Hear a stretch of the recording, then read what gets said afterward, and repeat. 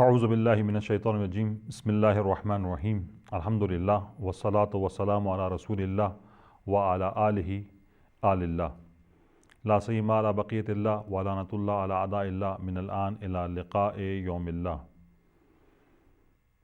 بسم اللہ النور بسم اللہ النور النور یا منور النور یا خالق النور۔ ماہ نور کا 12واں پروگرام آپ کے سامنے پیش کیا جا رہا ہے، اور آج کچھ ایسے موارد کے روایتوں میں منع کیا گیا ہے ان چیزوں کو طلب نہ کیا جائے، اس سے پہلے کہ 6 موارد پچھلے پروگرام میں آپ کے سامنے پروگرام کے آخری حصے میں بیان کی گئے کہ جو روایتوں میں مطلوب ہے کہ ان چیزوں کو خدا کی بارگاہ میں طلب کیا جائے، دعاؤں میں شامل کیا جائے۔ البتہ جو ہے اس کے مقابل میں کچھ ایسی چیزیں بھی بیان ہوئی ہے کہ جس سے روکا گیا ہے۔ سب سے پہلی چیز حرمت الدعاء الطلب الحرام، یہ کہ حرام چیزوں کو طلب کرنے سے منع کیا گیا ہے۔ دوسری چیز النہی عن الدعاء علی المؤمنین، مومنین کے ضرر اور نقصان کے اوپر دعا کرنا، مومنین کی نفرین کرنا، بد دعا کرنا، اس سے بھی روکا گیا ہے۔ روایتوں کو چھوڑ رہا ہوں، صرف ایک فہرست آپ کے سامنے پیش کر رہا ہوں۔ النہی عن الدعاء علی مؤمن ظلمہ، دعا کرنا اس مومن کے ضرر کے اوپر کہ جس مومن نے تم پر ظلم کیا ہے۔ اگر ہم مظلوم واقع ہو رہے ہیں، کسی مومن نے ہم پر ظلم کیا ہے، اس ظالم مومن کے ضرر پر اگر ہم دعا کرتے ہیں تو روایتوں میں جو ہے وہ مولا نے جو ہے اس بات کی طرف اشارہ کیا کہ پھر خدا کہتا ہے کہ اچھا ٹھیک ہے، تو مظلوم ہو اور تم نے جو ہے ظالم کے لیے نفرین کی ہے، بد دعا کی ہے، اگر میں تمہاری دعا قبول کر دوں گا تو تم خود ایک طرف سے مظلوم ہو اور دوسری جہت سے تم نے خود کسی دوسرے پر ظلم کیا ہے، تو تم مظلوم بھی ہو اور ظالم بھی ہو، تو پھر مجھے جس پر تم نے ظلم کیا اس مظلوم کی دعا بھی قبول کرنی ہے اور تمہاری دعا بھی قبول کرنی ہے، تو ایک جہت سے تمہارے لیے فائدہ ہے، دوسری جہت سے تمہارے نقصان ہے، تو اگر میں دعا قبول کروں گا تو یہ دعا خود تمہارے ضرر پر تمام ہوگی۔ لہٰذا اگر کسی مومن پر ظلم ہوا ہے تو کوشش کرے کہ دوسرے مومن کے ضرر کے لیے دعا نہ کرے، کوشش کرے کہ اس کی ہدایت کی دعا کرے، اس کی توفیق کی دعا کرے اور اس کے پلٹ جانے کی دعا کی جائے۔ اس کے علاوہ جو ہے وہ یہ 3 مورد بیان ہوئے، چوتھا مورد یہاں پر ہے النہی عن الدعاء علی ولدہ، باپ کا اپنی اولاد کے نقصان پر اور ضرر کے اوپر اس کے لیے بد دعا کرنا، یہ بھی جو ہے اس سے منع کیا گیا ہے۔ اور اس کے بارے میں جو ہے وہ یہ تک ملتا ہے کہ امام فرماتے کہ ایما رجل دعا علی ولدہ اورثہ الفقر، اگر کوئی باپ اپنے اولاد کے ضرر پر اور اس کے لیے بد دعا کرتا ہے تو یہ موجب فقر ہے اور موجب ناداری ہے، یہ اسے ناداری تک لے جائے گا۔ النہی عن الدعاء بما لا یکون، وہ چیز کہ جو نہیں واقع ہوگی، جو چیز نہیں ہے اس کے لیے دعا کرنا، ہوا میں اڑنے کے لیے دعا کرنا، اور اس سے منع کیا گیا ہے۔ اور اسی کے ضمن میں جو ہے چیپٹر آتا ہے کہ کافر کے لیے دعا کرنا جائز ہے۔ البتہ روایتوں میں آیا کہ جو ہے تمہارا دعا کرنا جائز ہے، لیکن تمہارا یہ دعا کرنا جو ہے سبب نہیں بنے گا کہ جو ہے اس کو کوئی فائدہ پہنچے۔ کافر کو تمہاری دعا کا کوئی فائدہ نہیں پہنچے گا۔ جس طریقے سے اگر کافر سلام کرتا ہے تو اس کا سلام کا جواب دینا جو ہے وہ واجب نہیں ہے، صرف جو ہے جواب میں علیک کہا جائے، اور اس کا جواب دینا جو ہے بعض فقہاء نے احتیاط کہا ہے کہ صرف اس میں علیکہ کہا جائے۔ تو جس طرح کافر کو سلام کرنا یہ حرام نہیں ہے، کیونکہ سلام ایک قسم کی دعا ہے، اور اس دعا کا مومن اگر کافر کی دعا کرتا ہے تو اس کو فائدہ نہیں پہنچے گا، بلکہ یہ کہا گیا کہ تم جو ہے کافر کے لیے دعا کرو کہ مثلا اس طرح کہو کہ بارک اللہ لک فی الدنیا، خدا تمہارے لیے دنیا میں مبارک قرار دے۔ النہی عن طلب المال من اللہ ما انفاقہ فیما لا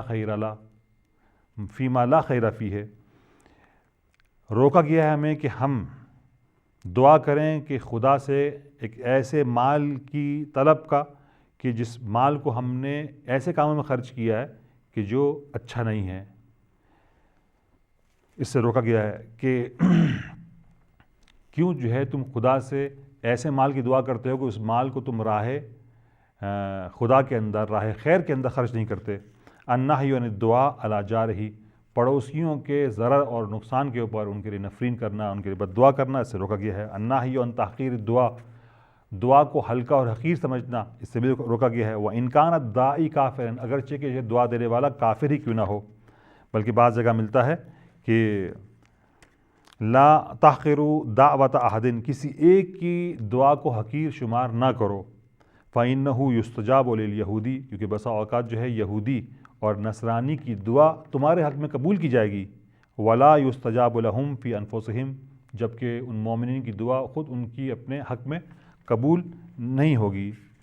آئیے قرآن مجید کے اندر جو دعائیں نقل ہوئی ہے، اور اس میں بہت دعائیں ہیں کہ ہر پیغمبر کی، جناب آدم کی دعا، جناب حوا کی دعا، ربنا ظلمنا انفسنا وان لم تغفر لنا وترحمنا لنکونن من الخاسرین، سورہ اعراف آیت نمبر 23 ہے، اور جناب نوح کی دعا رب انی مغلوب فانتصر، جناب ابراہیم کی دعا رب اجعلنی مقیم الصلاۃ ومن ذریتی ربنا وتقبل دعا، اور اسی طریقے سے جو ہے جناب موسیٰ کی دعا رب انی ظلمت نفسی فاغفر لی، جناب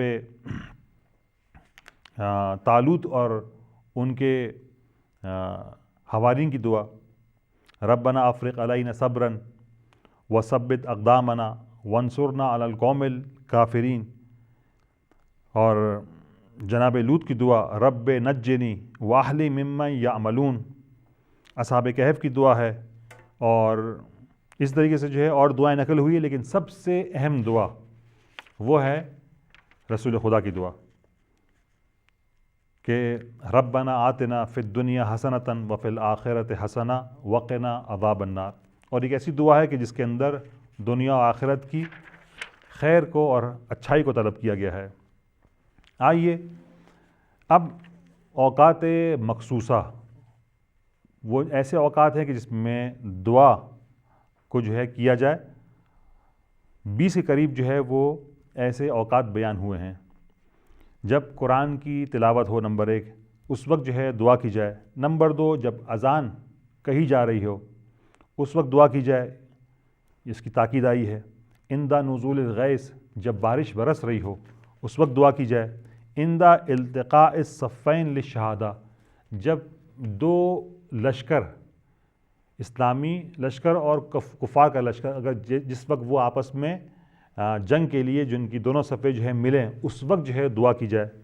عند دعوت المظلوم، مظلوم کی دعا کے وقت، وہ موجب قبولیت کا وقت ہے۔ عند حبوب الریاح، جب ہوائیں چل رہی ہو۔ 7واں مورد عند الغروب، جب سورج غروب ہو رہا ہو، دن اور رات کی تبدیلی۔ عند اول قطرۃ من دم القتیل المؤمن، جب مومن کی شہادت کے وقت، جب مومن کا پہلا قطرہ جب زمین پہ گر رہا ہو تو اس وقت جو ہے یہ دعا کی تاکید آئی ہے۔ 9واں مورد عند اقشرار جلد، جب جلد اور رونگٹے کھڑے ہو جائیں تو اس وقت جو ہے یہ دعا کی قبولیت کا وقت ہے۔ عند افاضۃ الابرہ، جب آنکھوں سے آنسو جاری ہو اس وقت جو ہے وہ دعا کی قبولیت کے بارے میں ملتا ہے۔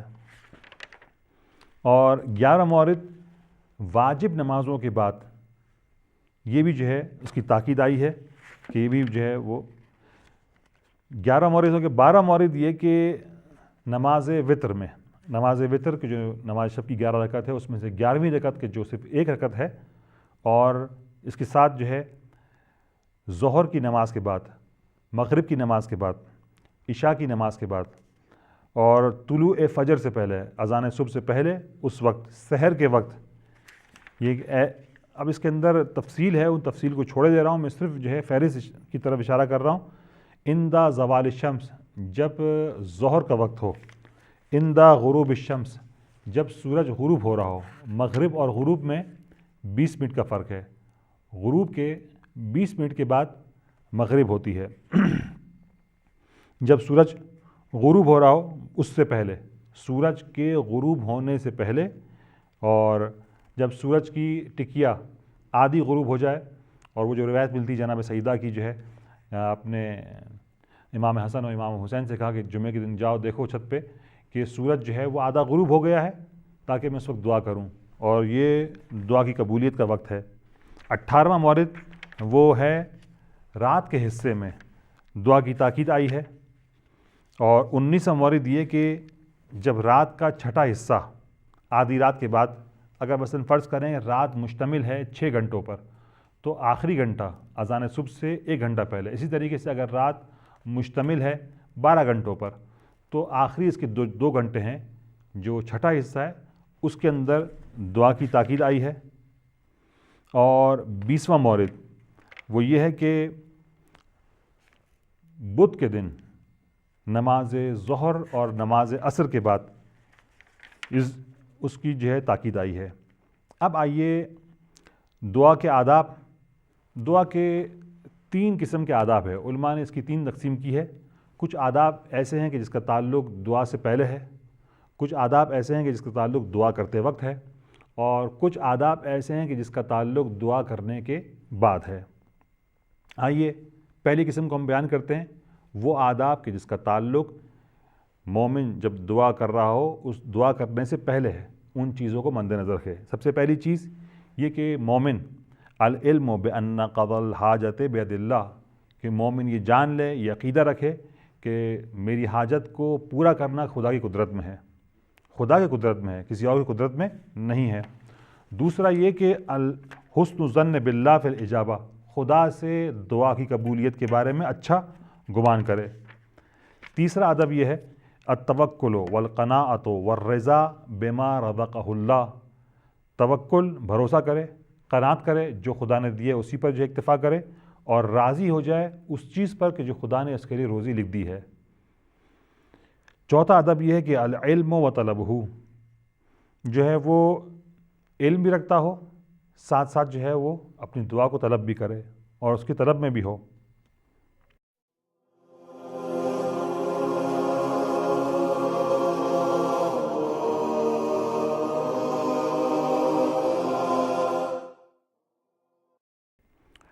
پانچواں مورد التحرز عن الطعام الحرام، حرام غذا سے اپنے آپ کو، حرام لقمے سے اپنے آپ کو بچائے. پانچواں ادب یہ ہے. چھٹا ادب یہ ہے رد و مظلمت الناس، جو رد مظالم ہے، جو اس نے لوگوں کے حقوق پامال کیے ہیں، لوگوں کے حق اس کی گردن پر ہے، ان حقوق کو ادا کرے. جو مال اس کی گردن پر ہے ان کو پلٹا دے، ان کو واپس کر دے. چھٹا حق ہے. ساتواں یہ ہے تجنب عن المعصیہ، اپنے آپ کو معصیت اور گناہ سے بچائے. یہ ادب ہے. اس کے بعد جو ہے وہ 8واں ادب دعا سے پہلے وہ یہ ہے کہ العمل بما یحبہ اللہ، وہ چیز کہ جو خدا جس کو پسند کرتا ہے ان اعمال کو انجام دے.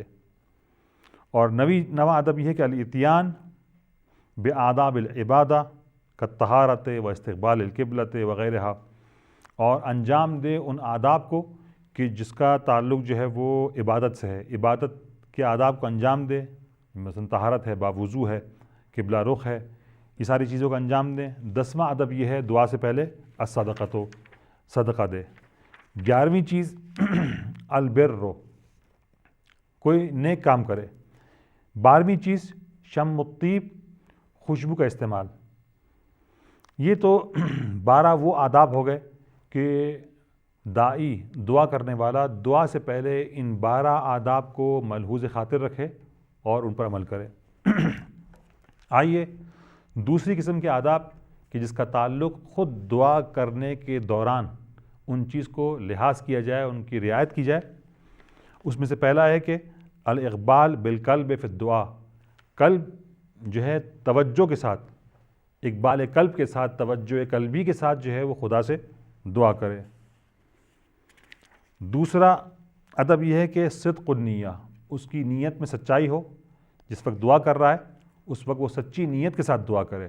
اگر گناہ سے پلٹ رہا ہے تو یا کسی کے ساتھ نیکی کرنے کی دعا کر رہا ہے تو واقعاً اگر خدا نے اسے نوازا یا اسے طاقت دی تو وہ دوسرے کے ساتھ نیکی کرے گا، تو اس کی نیت سچی ہو. ایسا نہ ہو کہ جو ہے وہ اس کی نیت جو ہے وہ غیر خالص ہو. اور اسی طرح تیسرا ادب یہ ہے کہ الاخلاص فی الدعاء، دعا کے اندر اخلاص ہو، ریاکاری نہ ہو، خالصتاً دعا کرے. آئیے یہ تیسرا ہو گیا. چوتھا ادب یہ ہے التضرع فی الدعاء، جو ہے تضرع، تواضع، اور جو ہے وہ جو کساوت قلب کے مقابل میں ہے یعنی ٹوٹے ہوئے قلب کے ساتھ جو ہے وہ دعا کرے۔ یہ چوتھا ادب ہو گیا۔ پانچواں ادب کے جو دعا کے دوران مومن جس کا لحاظ رکھے، البدء فی الدعاء بالثناء علی اللہ عز وجل، اپنی دعا کی ابتدا خدا کی حمد و ثنا سے کرے، الحمدللہ، اس طریقے سے جو ہے وہ دعا شروع کرے، خدا کی پہلے تعریف کرے، تمجید کرے، تسبیح کرے، اور پھر اس کے بعد اپنی دعا کو شروع کرے۔ یہ پانچواں۔ چھٹا ادب یہ ہے کہ الصلوات عند الدعاء، نبی اور ائمہ پر جو ہے وہ درود شریف پڑھے، دعا سے پہلے، دعا کے دوران، دعا کے بعد۔ اس کی تفصیلات ہے، اس کے بارے میں روایت ہے، ان تمام چیزوں کو میں چھوڑے دے رہا ہوں۔ ساتواں ادب دعا کے دوران یہ ہے کہ سؤال الحاجت من اللہ بمحمد وآلہ الائمۃ الاطہار، اپنی حاجت کا خدا سے جب سوال کرتا ہے تو وہ واسطہ دے خدا کی بارگاہ میں محمد وآل محمد کا۔ یہ بھی جو ہے دعا کے اندر تاثیر رکھتا ہے۔ آٹھواں ادب یہ ہے کہ الاستغفار من الذنوب، اپنے گناہوں سے استغفار کرے۔ نواں ادب یہ ہے کہ رفع الیدین عند الدعاء، اپنے دونوں ہاتھوں کو اٹھا کر دعا کرے۔ اب یہ ہاتھوں کو اٹھانا اور اس کے بارے میں دعا کرنا، اس کی 4-5 قسمیں ہیں۔ الرغبۃ والرہبۃ والتبتل والتضرع والاستکانۃ والتعوذ، اس کی تفصیل ہے کہ ہاتھ جو ہے کتنا اٹھایا جائے۔ مثلا یہ ہاتھ کی ہتھیلی جو ہے وہ قبلے کی طرف ہو، آسمان کی طرف ہو، ہاتھ اپنے چہرے سے اونچا اٹھایا جائے جو قنوت میں ہاتھ اٹھاتے ہیں، یا اتنا اٹھائے کہ جو ہے بغل کی سفیدی نظر آ جائے۔ تو اس کے بارے میں تفصیل ہے، اس کی اقسام ہے، ان کو میں چھوڑے دے رہا ہوں۔ تو یہ اس میں سے پھر 10واں ادب یہ ہے کہ التختم بالعقیق والفیروزج، کہ ہاتھ میں عقیق یا فیروزے کی اور فیروزے کی انگوٹھی پہن کر دعا کی جائے، اس کے بارے میں روایت آئی ہے۔ 11واں ادب یہ ہے دعا کے دوران کہ وہ کہے کہ یا اللہ ہو، دعا کرتے وقت 10 مرتبہ یا اللہ ہو کہے، اور پھر اس کے اندر بعض جگہ آیا ہے کہ 10 مرتبہ یا رب کہے، یہ بھی وارد ہوا ہے۔ اور جو نماز جعفر طیار کے اندر جو دعائیں ہیں، نماز کے بعد کی جو دعائیں ہیں، اس کے اندر کچھ آداب بیان ہوئے ہیں، اور بعض جگہ ملتا ہے کہ یا رب اس قدر کہے کہ اس کی سانس جو ہے وہ منقطع ہو جائے، ٹوٹ جائے، یا یہ ملتا ہے کہ 3 دفعہ یہ جملہ کہے، یا اللہ ہو، یا ربا ہو، یا سیدہ ہو۔ اور یہ ملتا ہے کہ یا اللہ ہو، یا رب، یا اللہ ہو، اتنا کہے کہ اس کی سانس جو ہے وہ ٹوٹ جائے۔ اور اس کے ساتھ ساتھ جو ہے ملتا ہے کہ 7 مرتبہ یا ارحم الراحمین پڑھے اور پھر دعا کرے۔ اور یہ ملتا ہے کہ یا اللہ ہو 7 مرتبہ پڑھا جائے، یا اے رب